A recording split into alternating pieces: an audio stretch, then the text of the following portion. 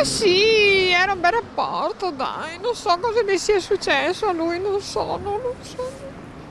Comunque è una disperazione per il paese, è una disperazione. La famiglia proprio si volevano bene, tanto bene. L'amica di famiglia Graziella rappresenta lo stato d'animo di tutta la popolazione di Trebasele che per una tragedia così grande. Tristezza, dolore e vicinanza sono anche i sentimenti della sindaca.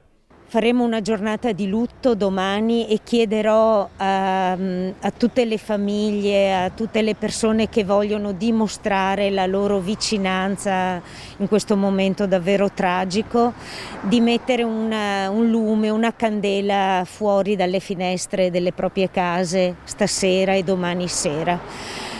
Per essere vicini a chi sta soffrendo adesso. Non c'è spiegazione, non c'è una ragione, non c'è una giustificazione che possa darci delle risposte. Davvero siamo tutti terribilmente disorientati e tristi. Le difficoltà delle famiglie sono comuni a quelle anche di altre famiglie, le difficoltà della separazione, tutte queste cose non sono motivo né segnale né neanche sospetto di una situazione, insomma, che è arrivata a questo punto. Il pensiero della prima cittadina va alle due donne travolte da questa tragedia, la mamma dei ragazzi.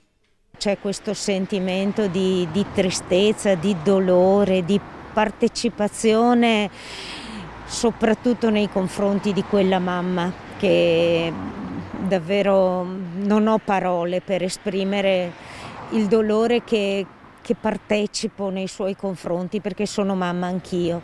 E a quella dell'omicida, la novantenne Amabile, nonna di Francesca e Pietro, abitante nella stessa casa della tragedia.